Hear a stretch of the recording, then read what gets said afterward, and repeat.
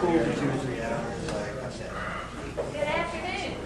Welcome everybody. Please stand for our invitation given today by Teach Shelburne of the Anna Street Church of Christ.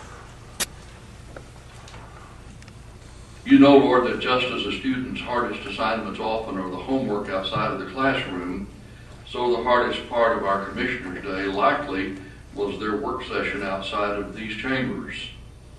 In the hours just past, Lord, our city leaders have pondered some tough issues.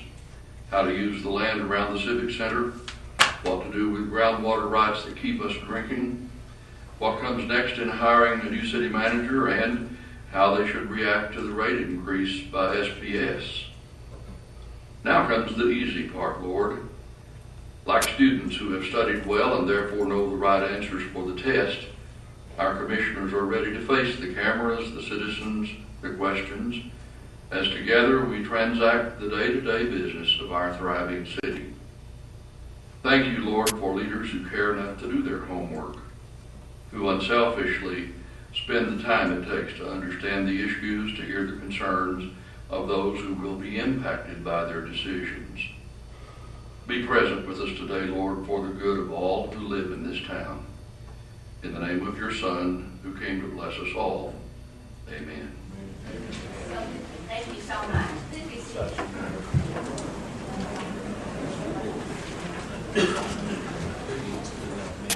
Good afternoon.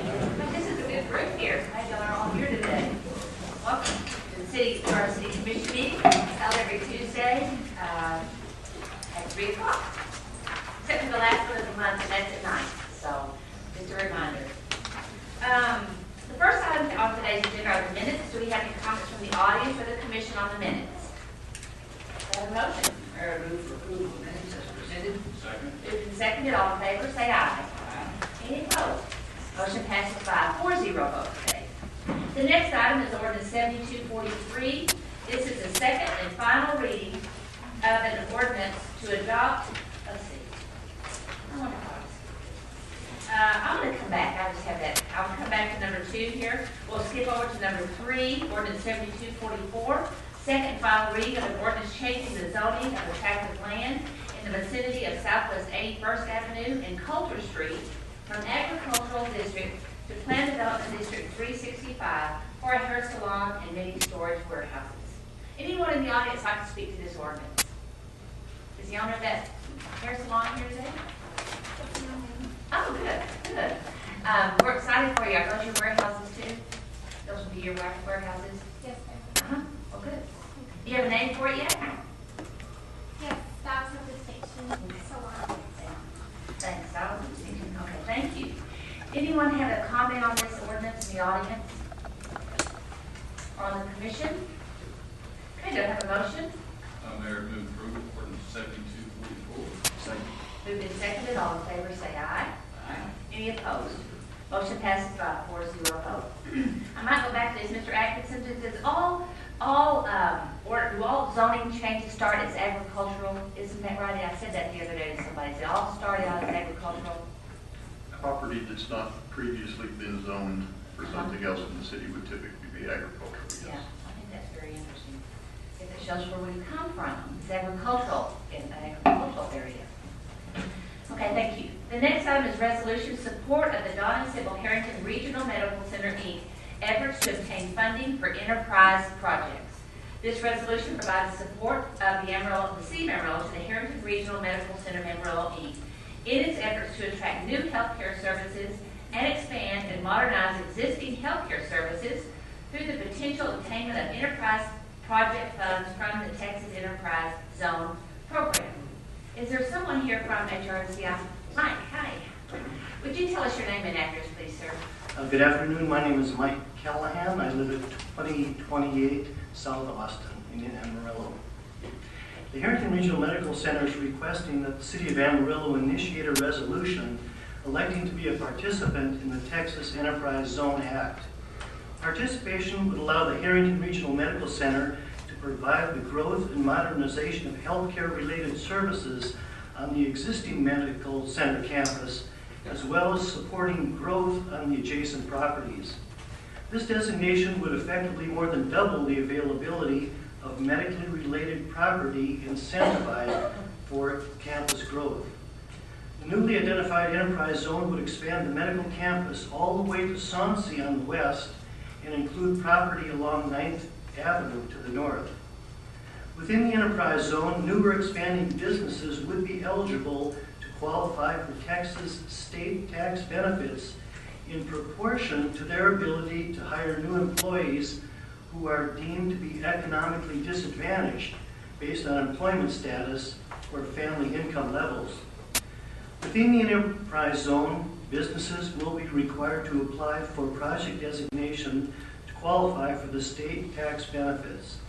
The Harrington Regional Medical Center president will be the liaison for communicating these benefits of the enterprise zone to prospective new or existing businesses. Thank you very much for your consideration of this request.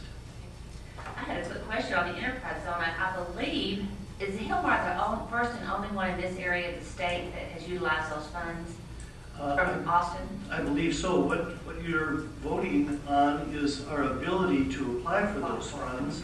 And I believe that we're certainly the first medically related group that is going to be moving in that direction.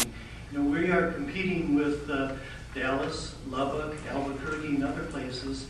And if national corporations who are providing healthcare services might be interested in this general area, this can be a specific advantage which just might give us an edge. You bet.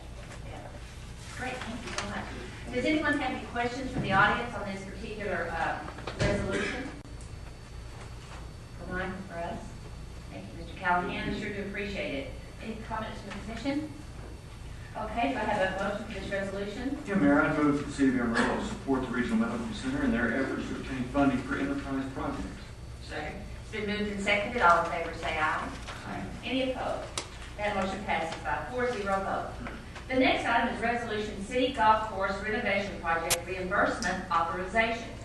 This resolution approves and authorizes the city to preserve its ability to reimburse project capital expenditures for the proposed renovation of the Ross Rogers Golf Course, or the old course. The city shall issue tax-exempt bond debt to support this project. Approval of this resolution shall provide for the reimbursement of eligible project expenses incurred prior to this project debt issuance. I see Commissioner Martinez is out in the audience. Remember when we did this the first time out at Ross? Yes, ma'am. Yeah. It was a good process for us, wasn't it? Mr. Atkinson, do you mind just kind of explaining this just a little bit? Not at all, Mayor, thank you. Item 5, this resolution is a standard reimbursement resolution that the city considers as it begins the process of working on any project that we presume to be debt funded.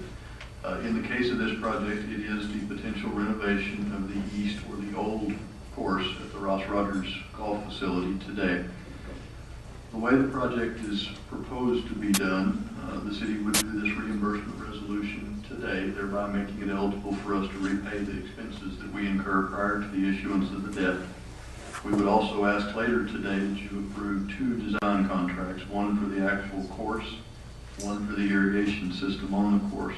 That will allow project design work leading up to the bidding and, more importantly, the budgeting phase to begin. As that goes, city staff will be working on the documents necessary and the planning necessary to actually issue the debt. I believe it's important to note that the presumption for this project and very clear instruction that the Commission has provided staff is that this project be designed to be self-supporting.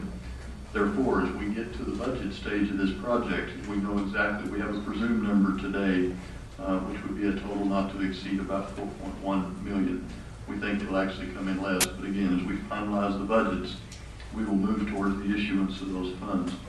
We will also at that time design and present to you the fee structure that will be necessary for this project to be self-supporting and thus pay for itself and have the users of the improvements pay for itself.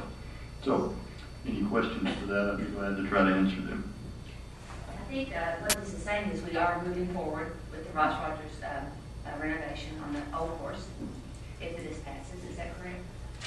That is correct, Mayor. Does anyone have any questions in the audience on this resolution of the Ross Rogers Golf Course? Anyone from the commission have any comments? Okay, do I have a motion? Mayor, I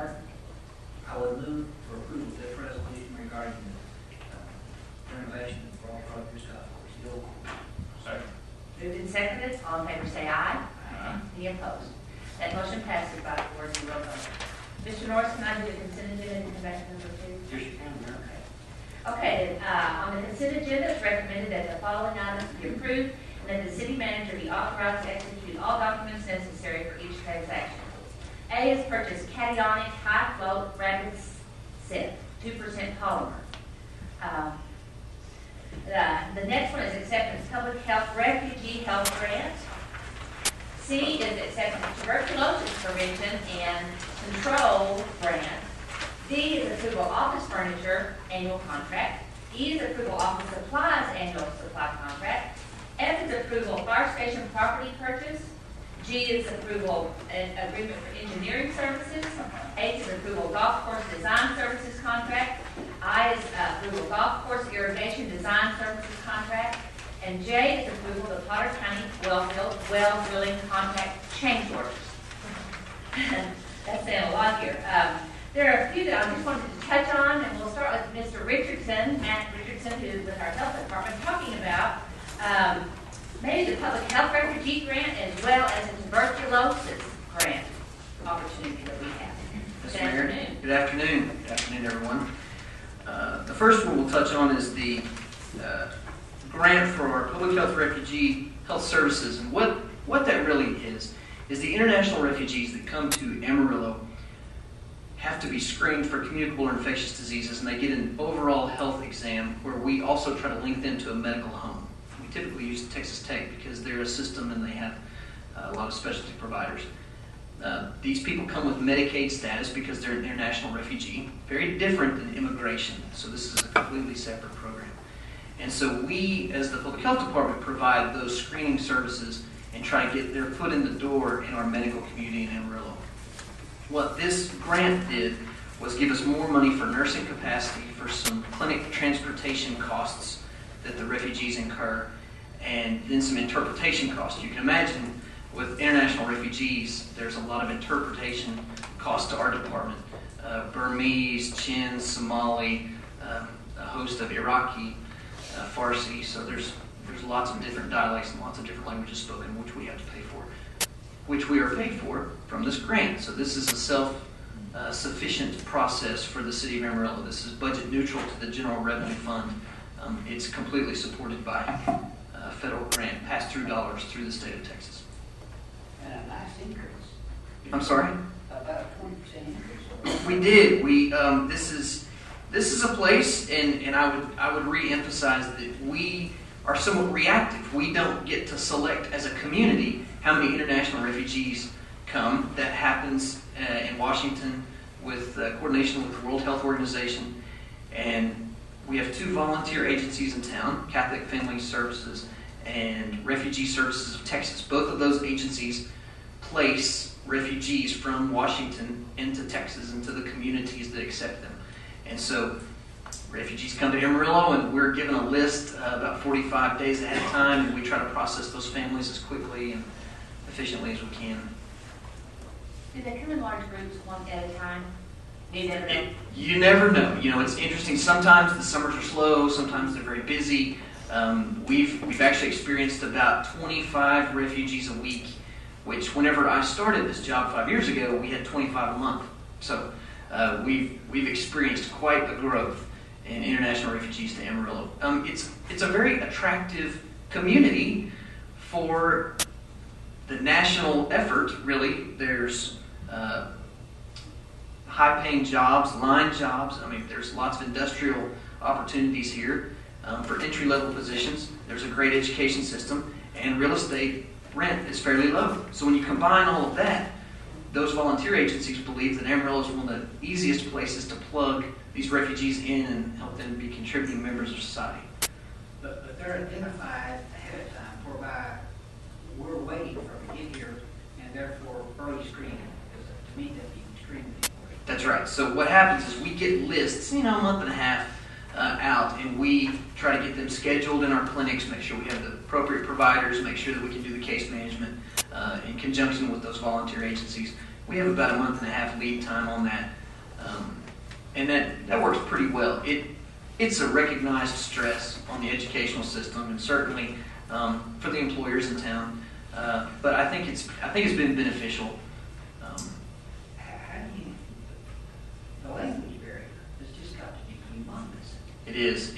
And these are typically family units. And what we find is the children pick up English very, very quickly. The school system is adept. It's a stress on AISD and CISD, no doubt. But those children pick up the language so quickly, and they in turn become kind of the family interpreters for the healthcare system. I mean, the children really become kind of the mouth and the ears of the parents. And that's a unique situation, but we find that the refugees, on balance, really adapt well to Amarillo. And Amarillo, on balance, is very welcoming of them, I think. And on tuberculosis, I understand that I didn't realize we had a high incidence in Amarillo. Well, we have had a growing incidence. That's a global phenomenon. So tuberculosis in the 70s and 80s we felt like was going to be eradicated planet-wide, and that didn't happen. And in fact, we've seen somewhat of a recession in kind of our progress on tuberculosis control. And so now what we're doing is we're trying to catch up. And so we have several active cases in our community, in our jurisdiction, but we also do lots of prevention. Interestingly, there's a lot of tie-in with the refugee populations in TB because they're coming from countries where TB is endemic. One of the things we do is screen them immediately, get them on preventive therapy if they've had latent TB infections, or certainly if they have active cases, we make sure we treat that aggressively. So we have that marriage of services with the tuberculosis control and the refugee. But it's a growing problem in Texas, it's a growing problem in the U.S., and we're trying to get more money to combat it. Is this something the average citizen in Amarillo should be aware of and maybe take precautions with? I think it's always something to be aware of. As far as a potential health threat, there's a very minimal threat, I think, to the general population. The places where it can be a threat are confined spaces, prisons, shelters, certainly college dorms, but we have aggressive testing that happens in healthcare facilities. There's aggressive testing. And so we make sure that even if we find an index case, that very first case, that we treat it and we do what they call a suspect case investigation, where we make sure we find the close contacts of that person. That's very rare in Amarillo. That doesn't happen a lot. There's a lot of latent TB infection. So there are a lot of people that have been exposed sometime in their past. They have a positive test, and we put those people on preventive therapy so that it doesn't become active. We do quite a bit of that. And this grant helps pay for that effort. Does anyone in the audience have a question for Matt Richardson or for the commission on this, on either of these two? And if you do, make them easy. Yeah. Thank you so much, Mayor. Thank you, Mayor. I'm going to move down, and Chief Ross will come up for just a second on F, item F, on the fire station property purchase, and just kind of bring us all up to date on where we are with our fire stations and why we're so excited about maximizing our momentum with fire stations. Thank you. Thank you. The proposed construction site would allow that for the relocation or construction of an additional fire station as demands for services in the southwest and south portions of town increase. We would have the ability to go ahead and have a construction site available at the point in time of the commission that we feel like we need to build a facility in that part of the city. The site is located just west of the intersection of Oxford and Coulter.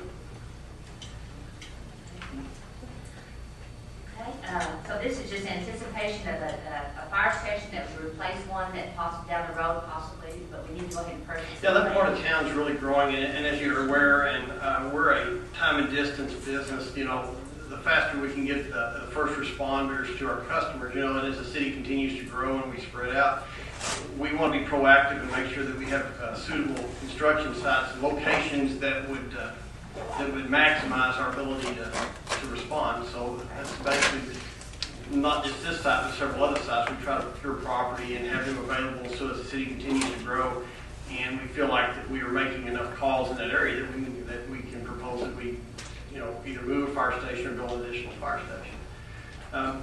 You had asked that I respond about where we're at as far as the new fire stations. Fire station number 8, we're going to have a grand opening. We're thinking November 13th, a Saturday, that we will introduce the new fire station number 8. to the West Hills community, and we have started construction of fire station number 12 on 58th Street. Everybody can drive by and look. I think there's a slab there, and they're really, there's a lot of dirt flying as we speak. So, is there any other questions? Thank you. You do a great job, and Matt, you do a great job, Mr. Richardson. Thank you so much. Thank you very much. Y'all do a great job. Thank you. There was one other one. Oh, Sherman, you never get to come see us, so just real quickly about the golf courses on the consent agenda. You'll come up, please, sir, and just tell us what you're expecting with your new golf course. Sherman is the manager of Ross Rogers out there on golf courses, and we're excited for you. I'm excited for the golfers of Amarillo that they'll have a renovated golf course. The old course was built in 1939 with WPA money and opened in 1940. We're currently playing on 8 of those existing greens. It was renovated in the early to mid 70s, so our irrigation system is 30 plus years old, and approximately 25% of the heads don't work automatically, so we have to turn them on 3 and 4 o'clock in the morning by an employee. So it's something that we're looking forward to offer a little bit better golf to the citizens of Amarillo. Not that it's not already a good golf course, but it's on its last leg. Any questions? Thank you so much. I understand, Sherwin, the golfers are the ones that are going to be paying for this. It's not coming out of tax dollars or anything like that. It's coming from their fees and things like that. Well, if history repeats itself, when we opened Wild Horse from the West Course, we increased the fees $6 a round. It's the highest priced golf course in Amarillo for our municipal 4 courses, but it's the #1 played golf course. So it kind of shows if you put out a good quality product, people are willing to pay to play that golf course. We hope that trend continues when we open the new old course. The new old course. What are you going to call it? The new? Oh, I'll let you know. Oh. Great. Thank you so much. Thank you. You do a great job. Thank you. Does anyone in the audience have any consent agenda item they'd like to ask questions on or to remove for separate consideration? Yes, sir. Hi. How are you doing? Good. My name's John Sawyer. My mailing address is P.O. Box 7154, and I've been asked to read this flyer to you. But at the same time, John, do you mind? This is the consent agenda that we just want. We haven't probably gotten to number 2. Is that what you're here for? That's okay. That's all right. Anybody else on the consent agenda? If not, do I have a motion? Mayor, I move approval of the consent agenda as presented. second. Moved and seconded. All in favor say aye. Any opposed? Okay, that motion passes by a 4-0 vote. Thank you all so much for coming and explaining these things to us. So now we'll go back to ordinance number 7243, number 2 on your agenda. This is the second and final reading of the ordinance to adopt the recently completed City of Amarillo Comprehensive Plan. The proposed plan represents many hours of study, review, and effort by members of the public, the Volunteer Comprehensive Planning Steering Committee, the City Planning and Zoning Commission, and city staff. This plan provides an overall strategic framework and suggestions to help elected officials and staff guide the orderly development, growth, and redevelopment of Amarillo in the upcoming years. And this is our second final. I think we'll just follow the same format we had before. It's just that we have a 3-minute timer, and I think there's a 30-second alert on there, and then it's coming, we'll let you know when your time is up, or 30 seconds, I don't know. But 30 seconds. So now, Mr. Sawyer, if you'd like to come up one more time. I'm sorry, if you just, I don't know, did we get your address? Okay.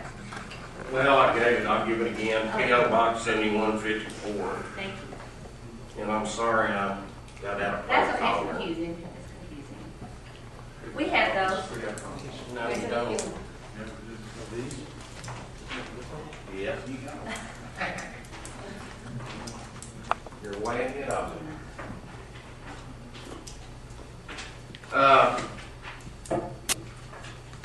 I brought some props down here, and what it is basically is old history of Amarillo. these pictures here. And one of them is a picture of 1897 of my great-grandfather's jewelry store on Pope Street. The next is a picture of my great-grandfather's home where the North Civic Center parking lot behind us. They're going to make it a historical site, but it lost out due to progress. The third is a newspaper article about the Paramount Theater, when it was first built. My great-uncle, E.L. Roberts, was one of the builders. I've lived in Amarillo for approximately 61 years. I belong to Amarillo Concerned Citizens for Property Rights. We're not conspirators, and I do not appreciate anyone trying to label us as such. My family has been here since Amarillo's conception. They came here from Old Tascosa. We have produced city mayors, city councilmen, school superintendents, builders, doctors, and downtown property owners. My great-grandfather was the first depositor of the Amarillo National Bank. I've had relatives that were instrumental in paving the first streets of Amarillo.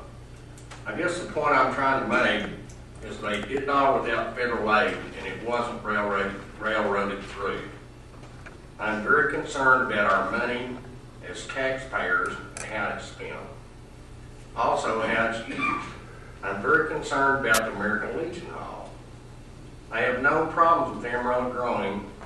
I do have a problem with how it grows and to what expense. You'll be seeing members of our group, Amarillo Concerned Citizens for Property Rights. Our group is set up to last way into the future, way after all of us are dead and gone. We definitely will have a political impact and a monetary impact. 30 seconds. Pardon? 30 seconds. No. Can I finish? Sure. Please give us the courtesy and respect we deserve. We pay your salary. You work for us. Don't forget it. Thank you. I also would like to say I appreciate the hard work some of you are doing. I know it is an easy job. Thank you, Mr. Brady. Did you and I go to school together? I went to school at Johnny Yeah. Sawyer. Yeah, I thought so. And Arthur, too. And yeah, Arthur, I think he said in Hereford. Yeah, Arthur. No. That's right. And I might just real quickly tell you, you pay our salaries. We get $10 a week. I know, we don't pay you enough. No, and that's before taxes, let me tell you. So, and also this doesn't, we're not using any federal aid on this, so. Yes, Well, that's ma'am. good to know. Yeah.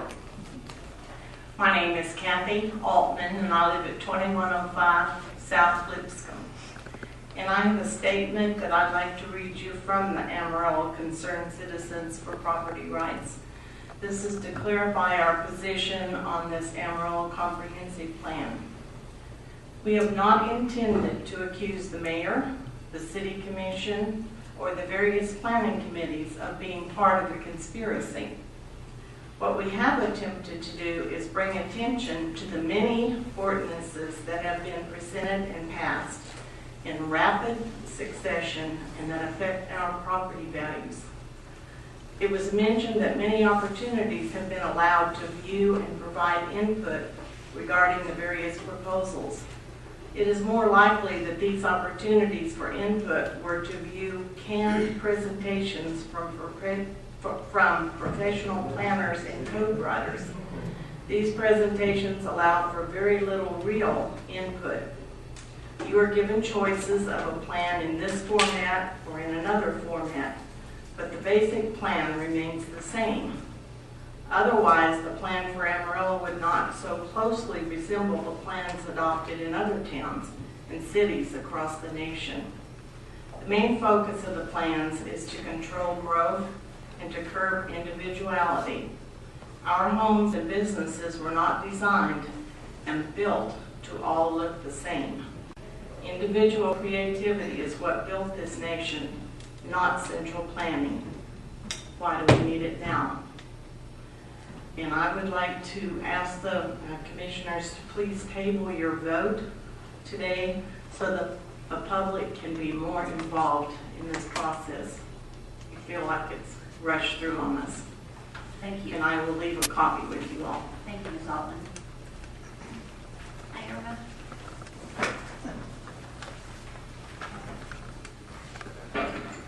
My name is Irma Ennis, and I live at 1604 South Harrison, and yes, I'm back again. Last week when we came, after the meeting, we were sitting in the back over there, and several other people that had been at the meeting came and surrounded us and kind of took us aside to make us aware or to educate us on what comprehensive meant. But to me, comprehensive is still, without the zoning and planning, without the urban design, the comprehensive does not stand alone.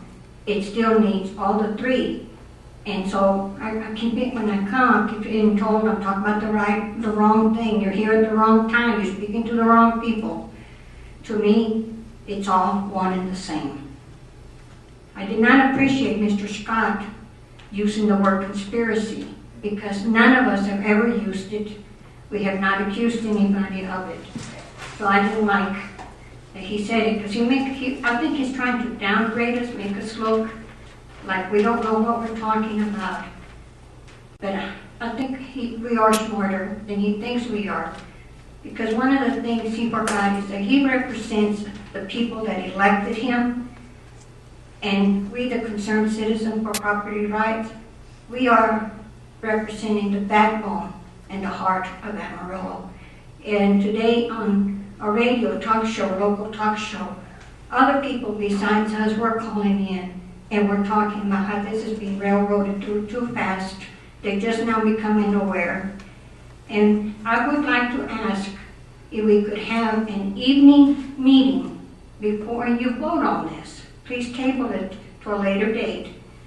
Let some of the citizens that work be able to attend because most of the people in our group work. Some of us, like Charlene, took the day off today. I have to leave my business to come and talk here because I am very concerned of what's going on in our city. Unlike John, whose family was here from the very start, I'm fairly new here. I've only been here 23 years. But I now have a new great-granddaughter. I've got 4 grandchildren, and my son and ourselves own businesses here. We have made an impact in this town. And when I die, I want to leave a legacy that I did not just sit back and not have a voice in what's going on in our city. What I like about Amarillo is that Amarillo is like a city with a small town flavor, and I don't want to lose that. I'm so glad that Mr. Goodrich is here, and I hope he talks about his hotel, because that's what you need to be looking on. Instead of all these other things that you want to spend money on, let's get that hotel done and make something that is beautiful and yes, historic for our city. Thank you, Ramon. Before anyone else comes up, I might mention a couple of things. If we had an opportunity to count up how many night meetings we've had for folks just like you, because that's one reason we have our monthly night meetings.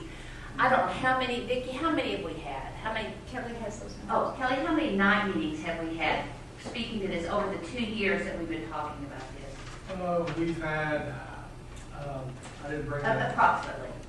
Probably about, I'm going to say, public meetings probably about 5. About 5 night meetings. And we've had those, Irma. In fact, when we started this comprehensive plan, I remember Miss Daly was here and I said, you know, these folks still don't understand. So let's do it one more time. So they did, and I don't know, were you there at that meeting, Irma? I did not become You need to come aware. and stand. I'm sorry, making you come back up. That's okay. I really did not become aware of what was going on. Maybe I was just paying too much attention to our national news and not paying attention. And I kind of just glanced at the newspaper, didn't really. I trusted my elected officials that they were going to take care of our city.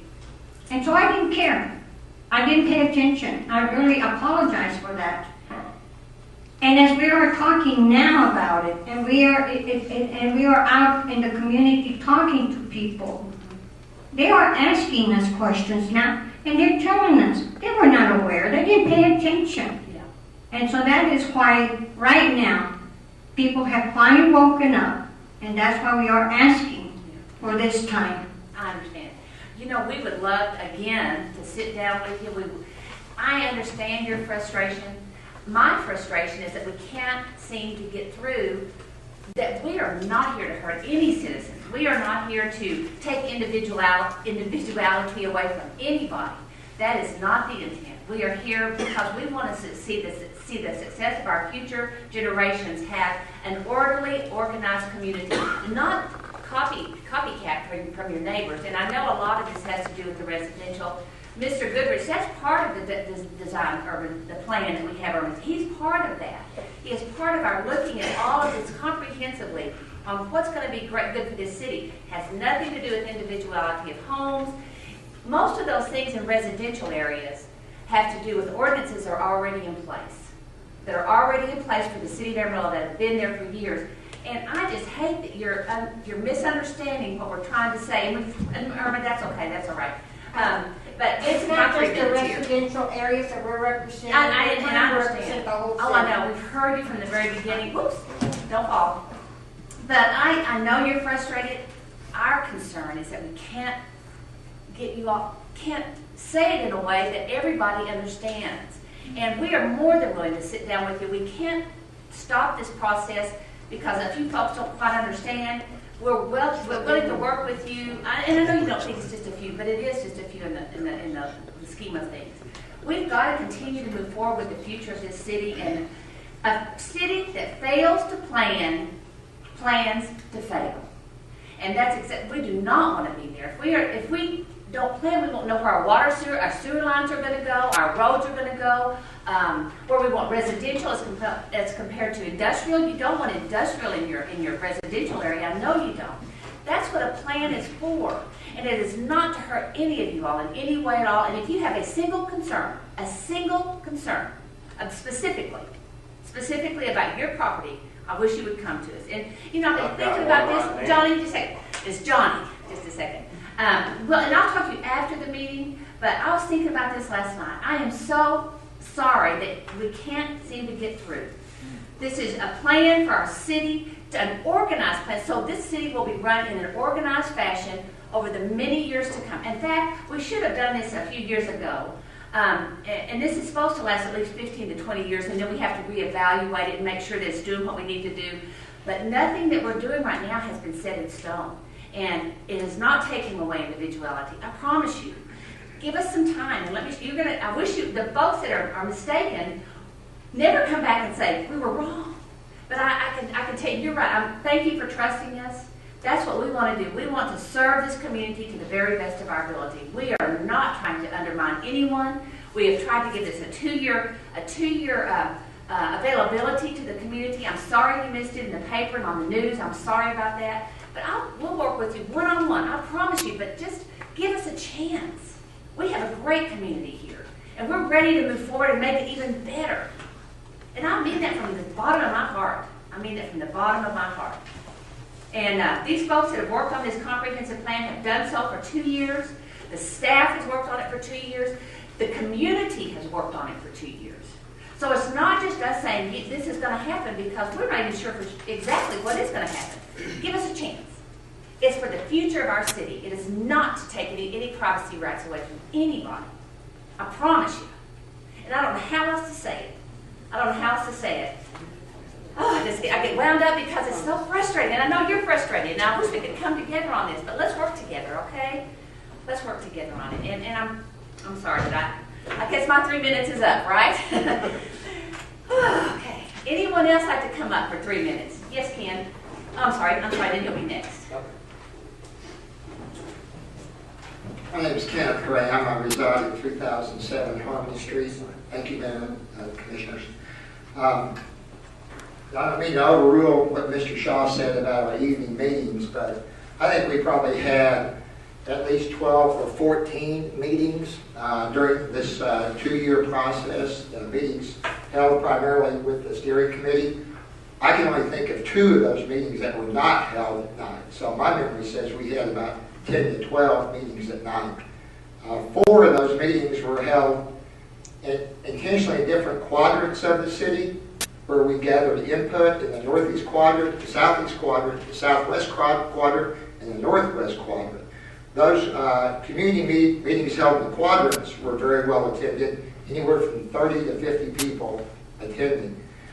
The agenda at those meetings allowed for significant feedback from the community related to neighborhoods in those quadrants, gateways to the city of Amarillo, things the residents liked and disliked about the city of Amarillo. So there was substantial opportunities for people to present comments and feedback to the planner and to the planning commission, to the planning staff. All of those meetings were open to the public, every one of them.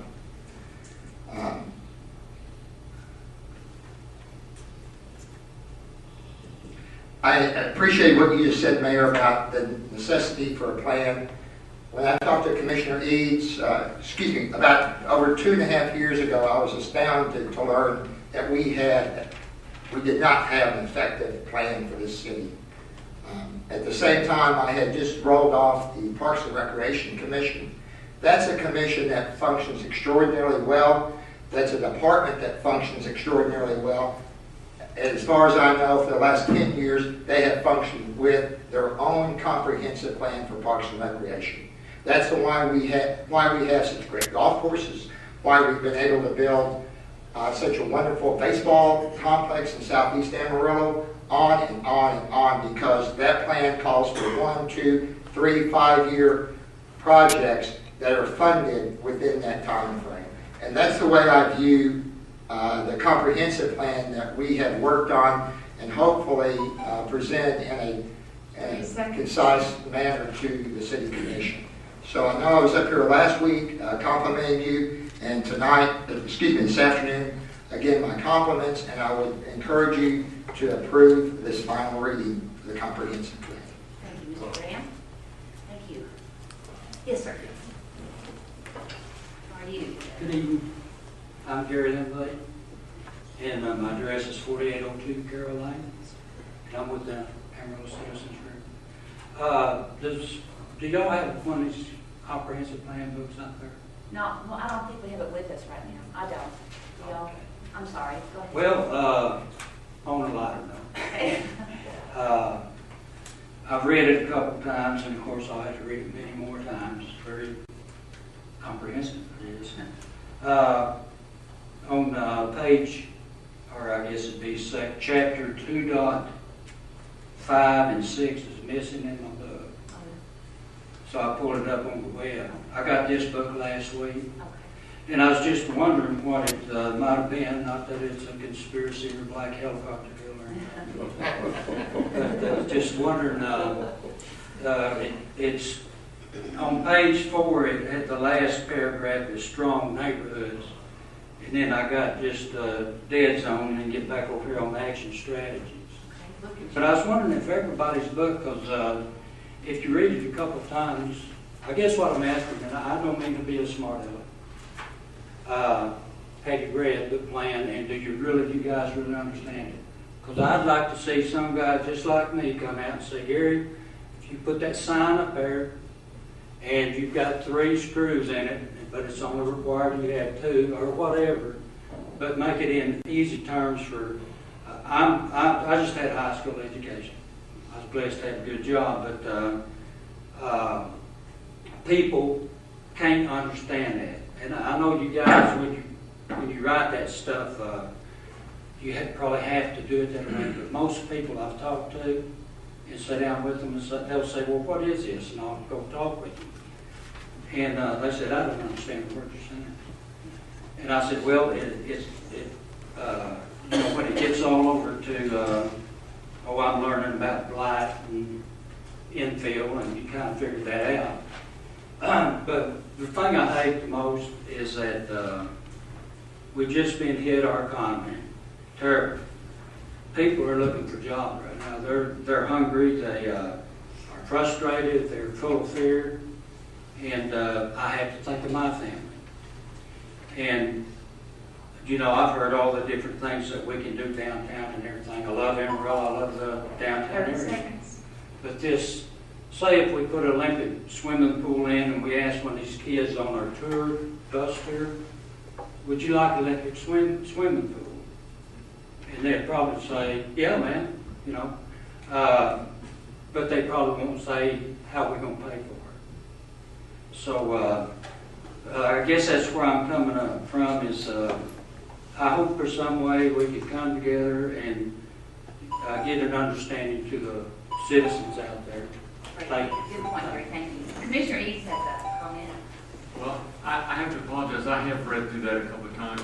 I haven't read through it from a perspective of somebody who hadn't seen it in development. How might that read to them, and is that really understandable or not? Kind of like when you've read a legal contract 2 or 3 times, you don't really look at it in terms of how readable it is. I went to a lot of the quadrant meetings around town, and my main focus was I had some of the same concerns that y'all did about, is this a prefab plan? We interviewed, we looked at 28 different consultants, and we narrowed it down, and we chose our consultant. And so what I was looking at is as we went around to the quadrants of the city, and I heard complaints or suggestions, I wanted to see how ultimately those got into the plan. And I was kind of tracking, okay, this is what was said in the northeast part of town. Did that actually, something that accomplished that, get into the plan? And I have to say that 85–90% of the time, I could see the translation from what I saw at the quadrant meeting into how it was woven into the plan. And so you're right, there are parts of it that could be maybe a little less legalistic and easier to read. And that's something that maybe in the future, as we revisit this, we ought to make it a little bit more readable like that. So I appreciate your perspective on that. Is there a page 5 and 6? You know, I don't have my book with me. I couldn't tell you. I can answer that. There, I was looking at mine. There is a page 5 and 6 that looks like, I don't know if we printed 100 of these in about 3 hours, and there may have been it's not a page formatting issue, but there is one page that may have gotten stuck to another one. But it's basically talking about the strong neighborhoods and how we would use the neighborhood unit concept through time, and it's something that is pointed out as a strength of our community, and the focus should be to continue doing that. Can we get that page? It's Would you put it on the internet so we can get it? The version on the city's webpage should have that page I on think he there. said it was in. Well, we couldn't get It's it on on the the website. We'll check that, and if it's not there, we'll be sure that it is. Can I just say one quick thing? Yeah, you'll have to come up to the. Do we know who microphone here. proofread it? You'll have to come right up. I was wondering if we knew who proofread it maybe, because I figured it'd probably been proofread several times. Probably, yes. And maybe they could, you know, I'm not accusing anybody, it's just weird. Right, sure. Sure. Yeah, we'll figure that out. I'm sorry. Of course, it would be left out. But you know, one of the strengths of our city is that we do work together, and we sure don't have all the answers, but we're certainly willing to work with anybody to make sure that everybody understands. I don't want to get started again, but anyone else like to speak? Yes, Beth. Mr. Goodrich will be next.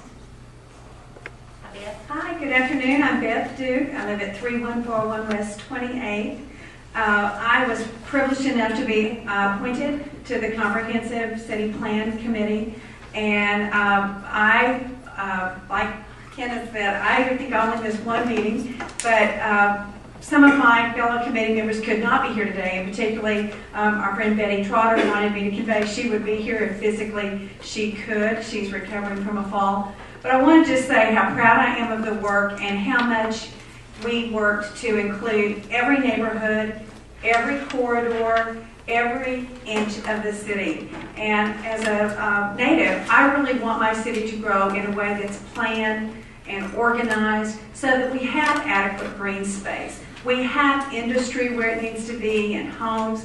And a big concern of this plan was infill to our older neighborhoods. And of course, I also represent Center City. And infill and redeveloping downtown is always high on my list. But the plan isn't just about downtown. We looked at not just the city limits, but the extraterritorial and how it's overlapping with a lot of the developments out there. And if you're a property owner in Amarillo, I just think you would really want this plan, because this is what would protect your property and for the future to make our city grow. It helped me look at our city through fresh eyes. driving different places, coming on different corridors, and really looking at how our city could make a better first impression to attract new jobs and new industry. I love Amarillo, but we also want other people to love it. And I think a lot of the things in the plan would give us that look for the future of green space and infrastructure that we're going to need if we're going to grow and grow in a healthy way. So I just commend to you all the time and effort that went into this and all the people who showed up at our meetings. We had sign-in sheets. They're from every zip code in the city. And it's exciting because it represents the work of a lot of people. Thank you. Thank you, Ms. Duke. Thank you. Mr. Goodrich. I believe he's next. And then you'll be next. Okay. I have patience. Good. Hello, are you okay? Good afternoon. Yes, ma'am. Robert Goodrich. I live at 6510 Sandy Drive. And it's a privilege to be here, and I thank you for your courtesy in inviting public comment. I do have a gratuitous item separate and apart from the concerns you're dealing with at the moment. May I have permission to address that when I'm through? It'd be very It brief. might need to go at the end of our meeting if it's not, yeah. I'll honor that. Okay. Regarding the matter before the body right now, I have 4 things I would like to share with you. Okay. The first is that in spite of all the planning and all the ideation that occurred during that process, there wasn't a finished final document for citizens to have in hand and refer to. That would help so much in having an evaluative comment ready to address the planning process. I think in spite of the fact that years have gone in, a lot of work is involved, there wasn't a finished document at the time. And a lot of people had ideas to share, me included. But now there's a tangible document, and it hasn't been available for very long. And I submit that would not be asking too much to defer your decision-making process so that if there is a concern about reviewing the tangible written document, that citizens do have a chance to do that. I think it's in everyone's best interest. The second comment I would like to share is some of you may or may not be aware of the fog index. Do you know what the fog index is? Have you ever used it? Might explain it The fog index is a document used in editing paperwork. Now, I'm just a retired janitor, so I can't speak with too much authority about any of this. This is all pretty much sophisticated stuff. But the fog index is a tool used to evaluate the readability of paragraphs. And it calculates the readability based upon the length of a sentence, the number of words in it, plus the number of multisyllabic words in the sentence. So that if you have a high measure of an evaluation of a sentence in a paragraph, that makes it or renders it less easily understood. So if you took a document and you subjected the whole thing to the fog index to make sure you had a readability issue that was friendly and serviceable for people like me who need help with 30 reading. seconds. Gee whiz. Anyway, I recommend that to you. You can find it on the web, and I trust you to make use of it. Last item is this document, and when I try to read it, I'm looking for stuff that applies to me. And boy, I'm very grateful for favorable comments made about my dear old beautiful hotel downtown. I think that's wonderful, and I hope something good does come from it. But the fact is, this document lacks a table of contents. And so I'm looking for specific parts that apply to my stuff. It also does not have a glossary, so I don't find a way to define terms. Those additions would really make the readability issue most favorable. Those are good points. Thank you I'll so stand much. for questions. Thank you so much. Good ideas. Thank you, Mr. Goodrich. How are you? I'm fabulous. I worked at the Aaron Hotel 2 years at Capitol Hotel for one. My name is Jim Hammond. I reside at 1514 South Pierce. The sole purpose of the federal government when it first started was to protect the property rights of individuals. The American dream is to own a home. The people facing south of 10th Street are retired people who live from one Social Security paycheck to the next. Independent cab owners, body shop owners, new citizens from old Mexico who want part of the American dreams. Jenny Preston and her son lives in the area. They fix up homes and they sell them to couples cheaper than banks do. They sell them to people on their word. Yeah, the Hollywood apartments over there, cheap rent for couples starting out. There's some apartments in the 1400 block, excuse me, 1400 block of Pierce Street. There's AA Recovery House on 16th and Buchanan, the Havens on Buchanan Street, AA Apartments and House on Lincoln Street, Buchanan Street Baptist, where I became an ordained Baptist deacon in June 2003. Ministries as a church here, Narcotics Anonymous, Women's Job Corps, Agape Center. The old men on Grant Street who restore trucks of the 30s and 40s and 50s, make them look like brand new. There's motorcycle shops over there, bike shops over there that people go to and everything. These are the lives that are affected by this. May God be in your heart that you make it up. Thank you very much. We truly believe that this action plan is not to deter anyone that you mentioned in any way negatively at all. And if you find that that's to be true, let me know. And I wanted to mention, Mr. Goodrich, I understand that there is a full document now available what the different programs are. Are the downtown urban design standards, the strategic action plan, and then furthermore the comprehensive plan. And I'll tell you what I believe the downtown Amarillo design standards are. I believe they're gentrification.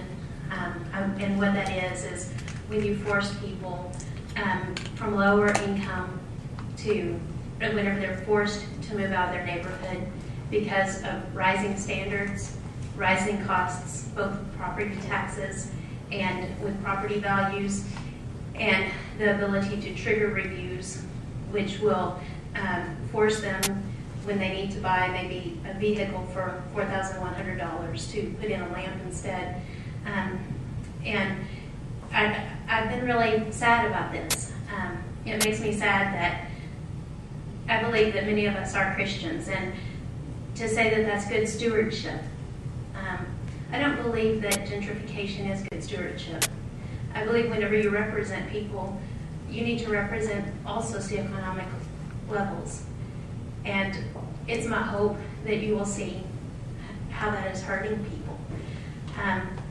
And then whenever I looked at the strategic action plan, I see a picture, not for those who are working, but for entertainment. Not something that would benefit everyone in general, but once again, to entertain the same people who would want the values of their particular properties. I just want to remind you of a principle that is in the Bible with the stewardship. And one of them is, it's called squatters' rights. And what that is at one time, the Plymouth Apple Unit was a very nice upper-class neighborhood. And then, I guess because the city of Amarillo found it appropriate to change the neighborhood and to allow lower socioeconomic people to move into that area, there was some spot zoning that happened, which opened several bars. 30 seconds. And it also put a highway through it, which allowed people like me, before I was able to go to college and go on, to be able to afford a piece of property there and fix it up. Now they've lived there 20 or 30 years and are going to be forced to move because the city of Amarillo has decided to take that back. Be good stewards. We've been there 20 or 30 years. Honor the setup. Amy, thank you. I appreciate what you're saying. I think, if anybody's being forced to move, I sure would like to know that. I don't see how that's fitting into what we're... Well, this hasn't gone through yet. But even with that going through, I don't know how it's going to force anyone to move. I wrote down, we are working on getting this to be an area that not only residential folks and business folks, but families will want to come to as well. So we are looking at not outside the box because our box includes all of that. So we're wanting to include exactly what you're talking about. We want to make sure that a business that would affect your residential, maybe an apartment building you wouldn't want there, or an industrial area, or whatever. We moved into it like that, though. That's what we wanted. That's what we bought our homes like that. That's That's what what we we wanted. said. I guess what I hear you saying is that you wouldn't care if an industrial site moved next door to you? I believe my area already is industrial. Is it industrial? It's multifamily. It's multifamily. Well, whenever you have a restaurant, a doctor's office, and a car lot, and a trailer house, I mean, 13 years ago, we purchased that house, and we chose not to live in a gated community, and, now we can afford to live in one, and we choose to stay where we live. Right. Right. And I understand y'all shaking your heads. I understand that, but I think there's a misunderstanding on that. When you moved in 13 years ago, was it zoned residential, multifamily use? Or do you know? I put you on the spot, I'm sorry. Well, there's different changes in zoning along the Washington corridor there. I believe, I know for a fact that the vast majority of the Clemens Eccles neighborhood is zoned multifamily too. I believe Mrs. Restein's property is zoned multifamily too.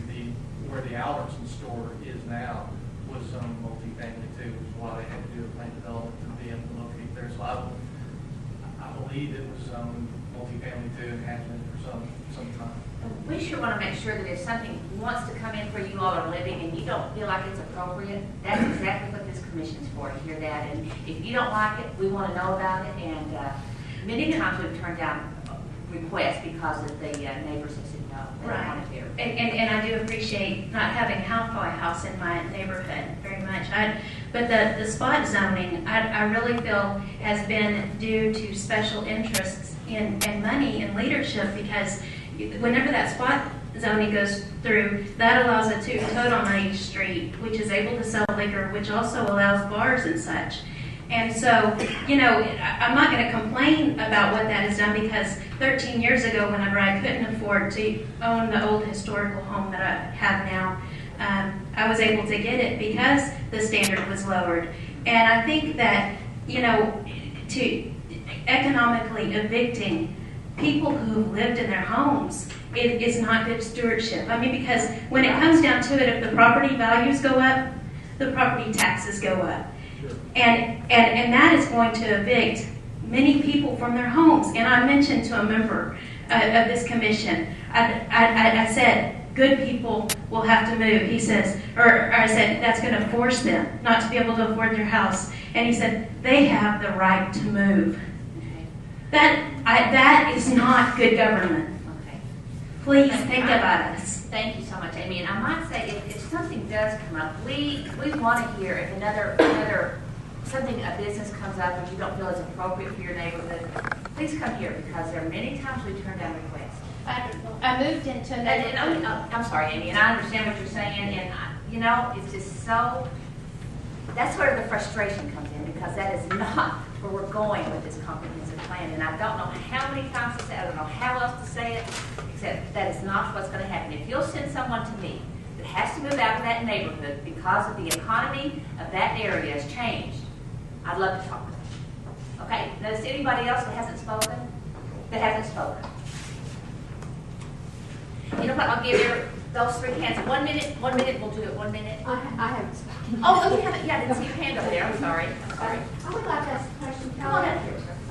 Okay, I'm Charlene Taylor. Yes. 906 Project. And I needed to ask Kelly a question. And those books that the steering committee had, they're quite big. Do we have everything in our book that they have?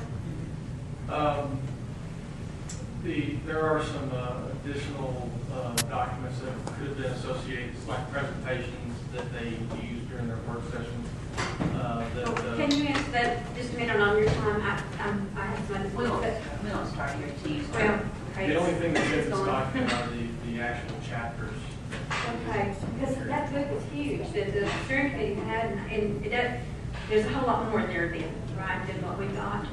No, there's not a whole lot more. There may be other ancillary information like presentations and those kinds of things.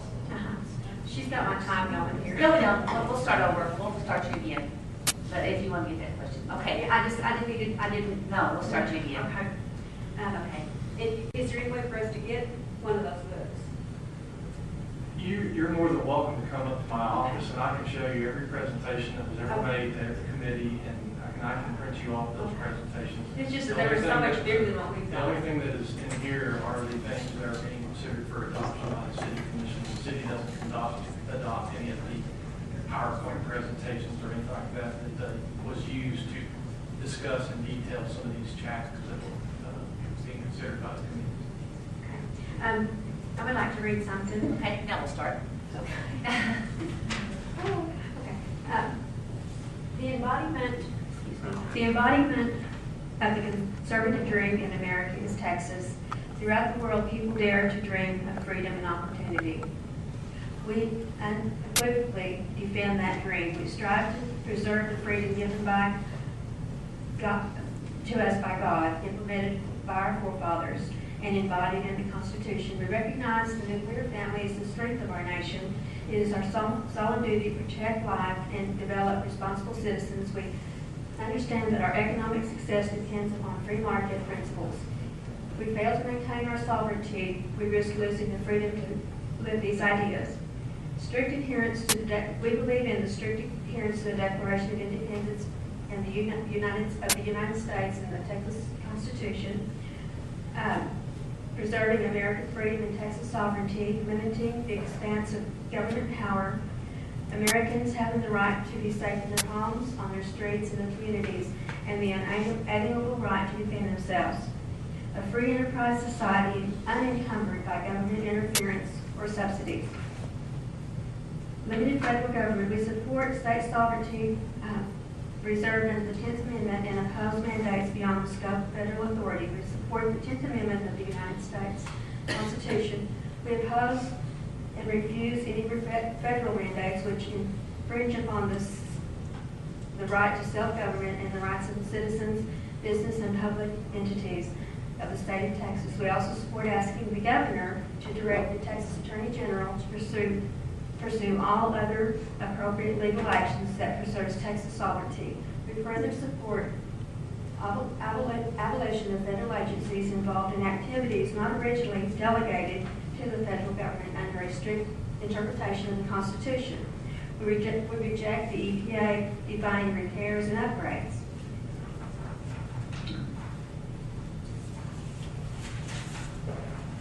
As far as annexation, all parties in annexation proceedings should be guaranteed these referenda. Residents of an area to be annexed may vote on annexation, and voters of that jurisdiction proposing annexation must authorize the proposal. We have property forfeiture, eminent domain. There's several things in here. In this document that I just read, 30 seconds, it's the platform for the Republican Party of Texas.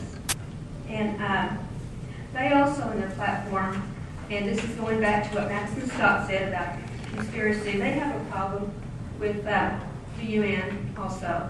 And we're all Republicans. I mean, the majority of Texas is Republican, so he's going to, I mean, if he, as far as conspiracy words, he's not the one that said it. And your failure to be informed does not make us kooks. Okay, you're going to vote. You're going to vote with your eyes wide open and full of knowledge of what you're pulling Amarillo into. So I would just pray that y'all are very careful. And I do have a copy of this for y'all. Okay, thank you. We pray that as well. We want to be fair and wise and our decision. Okay, those that had their hands up, let's get your thoughts together for 1 minute and come back up. Johnny, you'll be first. You got it together for 1 minute. Y'all know how to set that clock. Thank you. Maybe you table this, please. Oh, I understand your passion for it. I'm going to make it short and sweet. I think what I've seen here, and I appreciate this meeting, I appreciate this is what it's all about. Right. And but I think there's enough questions and stuff about this that we need to table it and maybe get together and talk about it. Okay. And that's my thoughts on it. Thank you. I understand you and we have a meeting set up already. Thursday. So, all right. The one with the minute on the clock. Yes, Mr. Goodrich.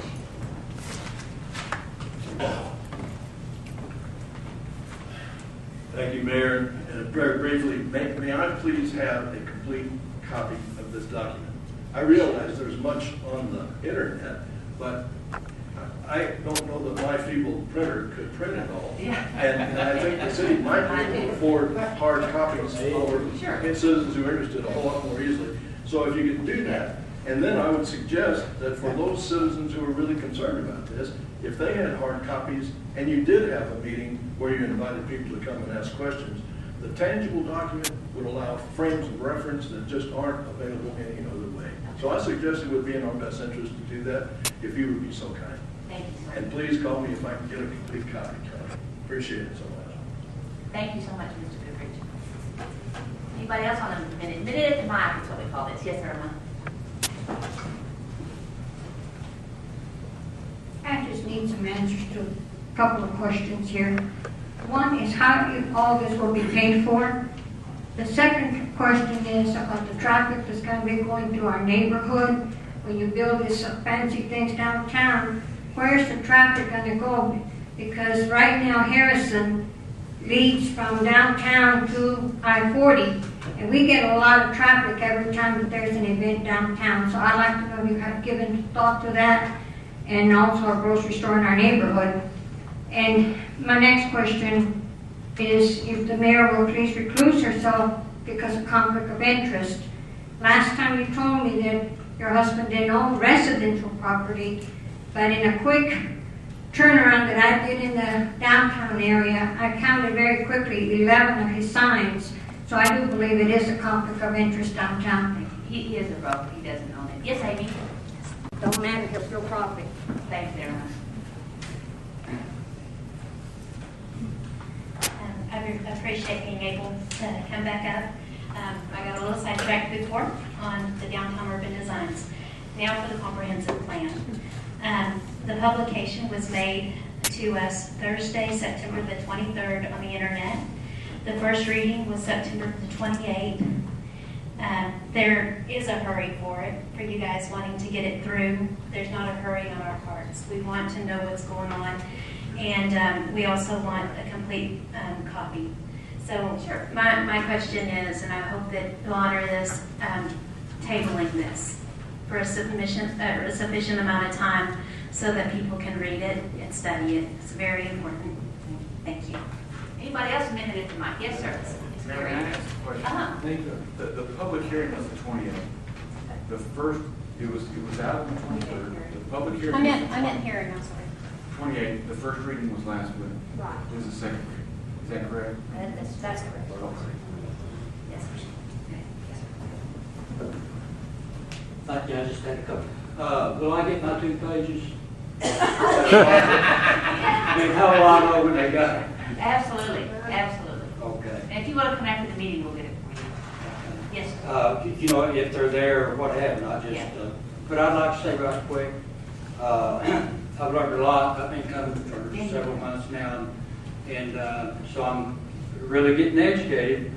But we better hope we never agree on anything. And you know what I mean? We better have disagreement because something's wrong. There's something slithering around if we don't. So I appreciate y'all letting our group be a part of this, and hopefully, I hope you will put it on.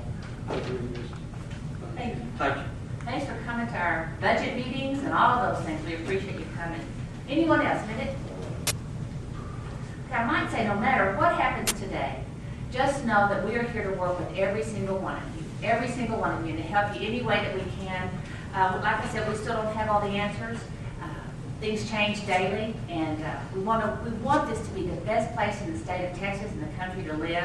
We feel like we're headed in the right direction with that, and as passionate as you feel, we need to stop this process again. We feel just as passionate, I do, to move forward to make sure this city stays strong and continues to move in the direction we all want it to go. And remember, no matter what happens, we're there. If you guys come help us. Come help us. We want you to ask the questions. We want to be able to help every single one of you. Okay? Commissioner, y'all have something to say to Mr. Commissioner Sims. A couple of things. This document that we're taking action on today is exactly what it says it is. It's a plan. It's not an ordinance. There's nothing in there that says we're gonna do this, we're gonna spend this money, all of this is just strictly a plan. And as we go forward with items that are suggested in this plan, there'll be plenty of notice and opportunity for all of you to come back up and speak again. Because as we pass an ordinance, it goes through the same process, 2 readings, and plenty of time for input. And this is nothing but a plan. There's no action in this document. The other thing is that I've had confusion with this. I had never heard of this United Nations Agenda 21, and I want to make it very plain. I have no connections to the United Nations, never have, probably never will. If you find me, if there was no such thing as United Nations. But I promise you, I'm not part of some agenda or a plan that's being orchestrated out of the United Nations. And I just couldn't let this opportunity pass and not result in that.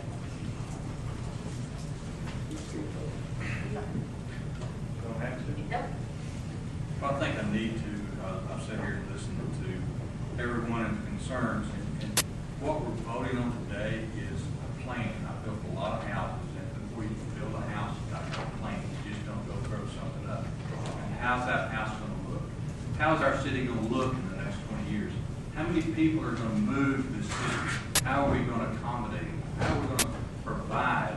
And when we started this 3 years ago, when we first had, and I was new on the commission, I said, you know, the city's growing and all these things are happening within our city. And I said, the one thing that I've seen in all of this is, how do you pay for that? How do you pay for that growth? How do you decide where that growth is going to be? And because it affects my taxes, you've got to understand something. People on this commission are just like you. We pay our taxes just like you. Why would I want to jeopardize my rights, my property rights? I wouldn't. He doesn't. He doesn't. She doesn't. We're all in this together. We've got a plan to move Amarillo forward for the next 20 years. And a plan's going to change. Trust me. With my wife, every time we build a house, that plan changes. But I'd rather change it on paper than pass an ordinance and then have to come back and go through what you have to go through. So it's a plan, and that's all it is, the document of how do we move forward. And how are we going to pay for it? I don't want to increase my taxes. Trust me, they're plenty high as they are. So I think all of us are very conscientious about what you guys are saying. You're not going to affect my property rights. I'm going to stand up, and somebody takes away my property rights, I'll be the first to speak up. I'm not going to let your property right be taken away from you. It's just not going to happen. I'm not part of the United Nations. Trust me. And for y'all to keep bringing that back up, I mean, that's so far right, it's crazy that it keeps coming up. And I'm tired of it. That's it. Well, just to bring it back into perspective, I want you to recall 2 to 3 years ago, at one point, we had 11 developers who were interested in starting the developments around the city. And traditionally in this city, what we had done is they would carry police and fire and water and sewer and all of those out to those areas. And as we began to see that and realize that with the second lowest tax rate in the state and one of the lowest debt loads in the state, there was no way we could consider a continuation of that policy. So if we're not going to front the money to send infrastructure to 11 new developments around the city, how are we going to plan to deliver these kind of resources to developers in new neighborhoods? It's as Commissioner Boyd had said, we've got to decide the intelligent plan of who merits that, where do you start, how much of it should be theirs, how much of it should be ours, what kind of policies need to change. Otherwise, we're going to end up paying 65 cents per $100 valuation as they do in areas south of us, Central Texas.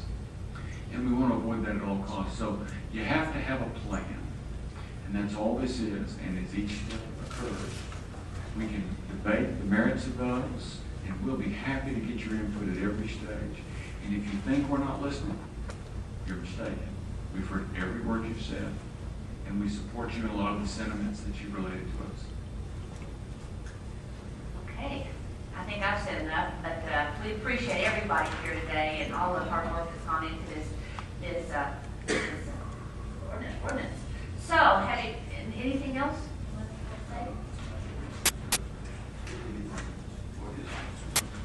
Okay, so do I have a motion? Yeah, Mayor, I move we approve ordinance number 7243. Second. Moved and seconded. All in favor, say aye. Aye. Any opposed? That motion passes by a 4-0 vote. Remember, it's not to turn it against anybody in this city. We're here to make this city grow and have future success for our grandchildren. We're here to help them. If you have a question, please come to us. Thank you all for coming. This is the end of our regularly scheduled meeting, but we do like to allow comments like Mr. Goodrich might have on anything that's not on today's agenda. Mr. Goodrich? Thank you all for coming. Mayor, members of the council, we have a distinguished gentleman in this audience today who led us in prayer and invited the Lord's blessing Oh, upon yeah, his there work. you go. He's fixing to sneak out on us. He shall.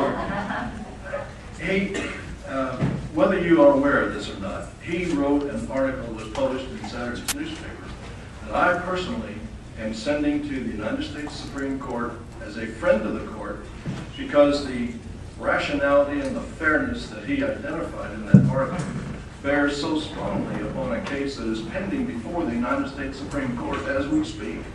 And our esteemed Reverend Shelburne.